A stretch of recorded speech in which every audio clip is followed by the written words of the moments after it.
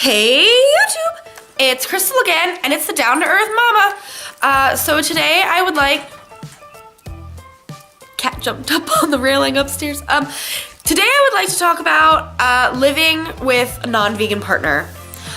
So I know a lot of people out there, criticize vegans for being with a non-vegan, especially because I was vegan before I met him.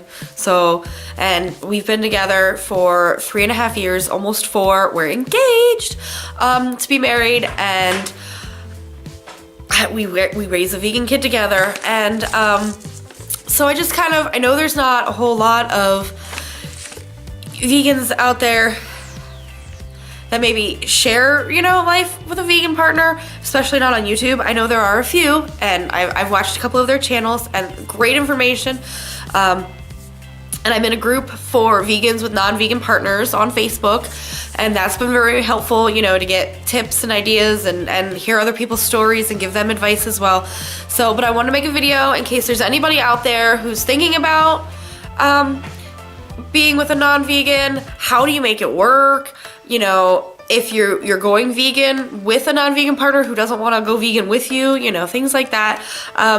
So I just want to share with you how I make it work with my non-vegan partner. So the biggest thing that, we did is we had to, when we moved in together, learn how to compromise. Like, we bought a house together, and we have a second fridge out in the garage, and that's kind of like more for his stuff, but I don't have us use separate pots and pans, because pots and pans can be washed. I make dinner for myself. I do all the grocery shopping, and if he wants something, he will go make his own separate grocery shopping trip. And I will make dinner for me and my daughter, and I offer it to him, and he can either choose to eat it or make his own, and sometimes a lot he'll just bring food home.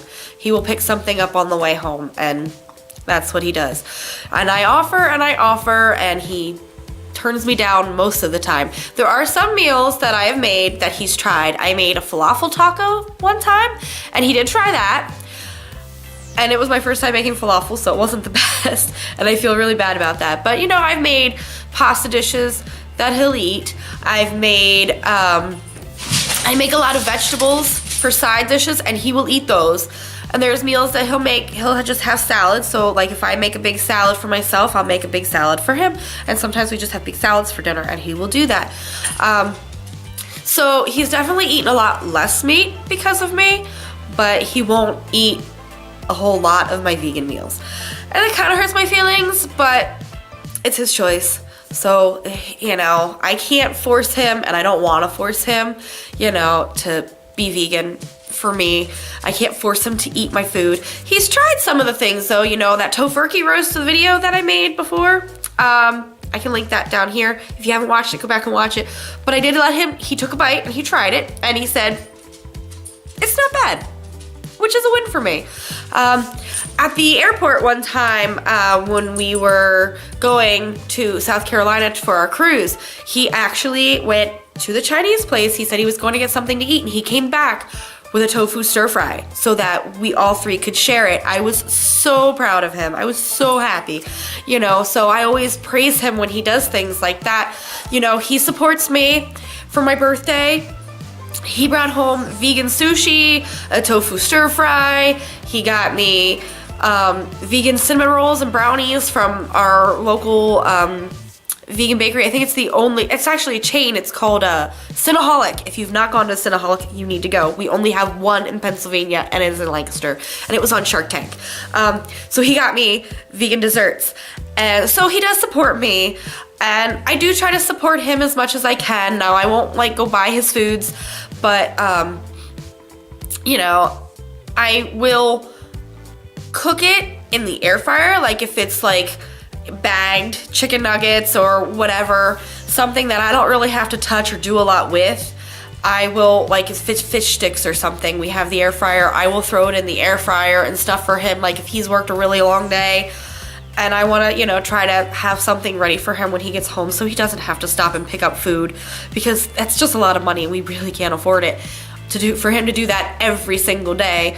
So, you know, I will tell him, like, if you want me to make you something for dinner, I will make you something for dinner. If you want, you know, your chicken patties or whatever, I will throw them in the air fryer or the microwave or the oven or whatever. I'm not gonna sit and make it and cook it on the stove and stuff, but if he wants something like that that I don't really have to touch, I will make it for him, because, you know, I want to support him too, just like he supports me. And even though we have our arguments, like this morning I was watching a lecture about the differences between carnivores and herbivores by Dr. Milton Mills.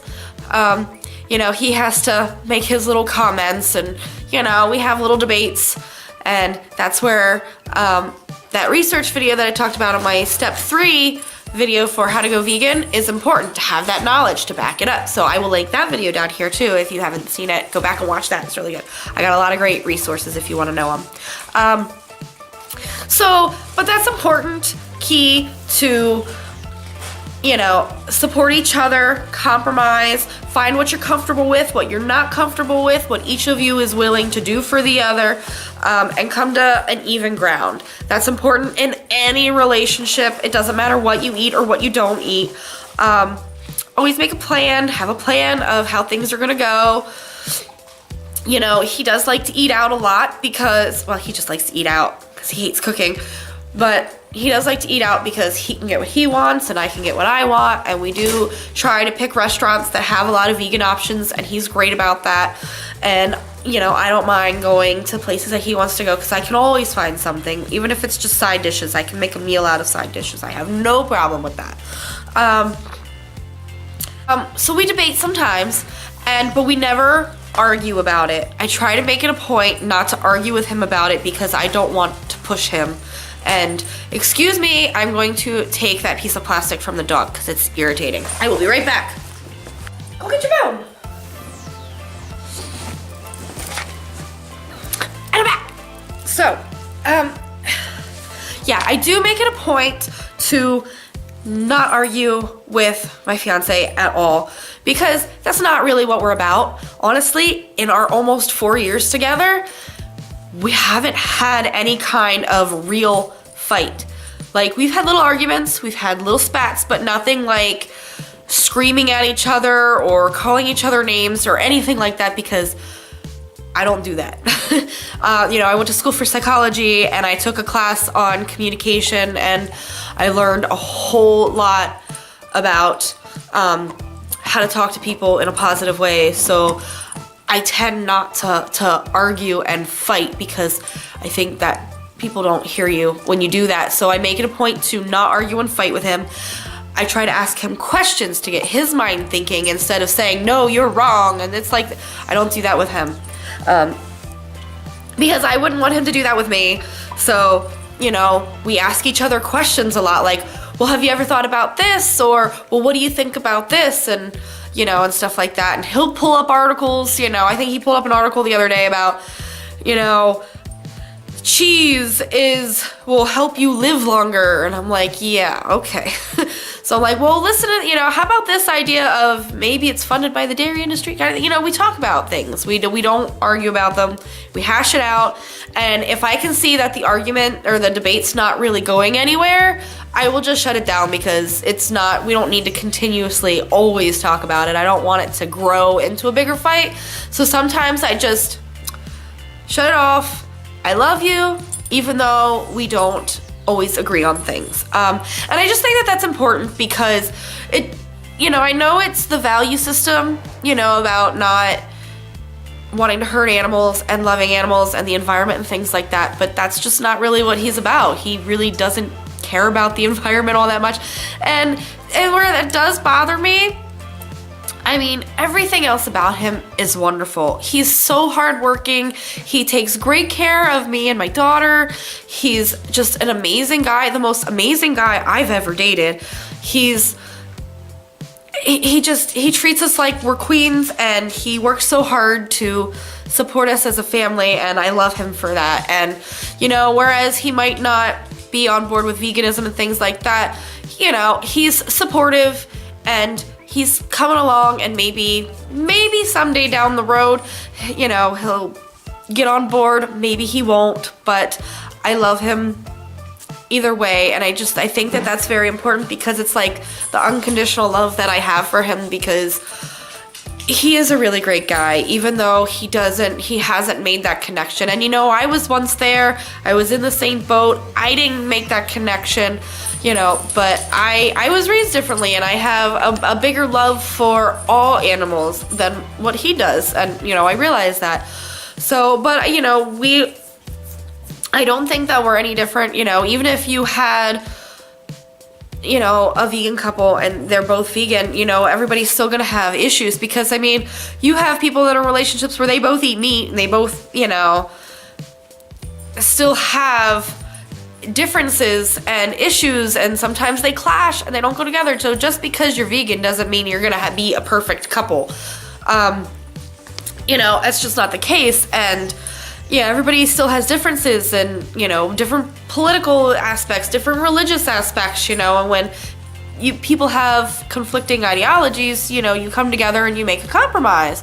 And I think that's what we're doing, and I don't think it's bad for a vegan to date a non-vegan, because I mean, it opens their mind, and it makes them think, and they might eat more vegan meals, and they might do just a little bit less harm than they would have if they weren't dating a vegan. And you know, you never know, they might end up changing their mind and seeing your side, and you know, it's just all about, you know, loving them for who they are. And as much as I would love him to be vegan, he's not. But at least, you know, I stick to my grounds with, like, I will never date a hunter. That was just something that I've had since I started dating. That was just a no-no for me. So he doesn't do that. He doesn't fish, you know. So the only thing he does is just he eats meat. He, you know, just like every other, you know, white-blooded American guy that you know, the majority of them, you know. But I know that times are changing, and we'll see how things go. And yeah, okay.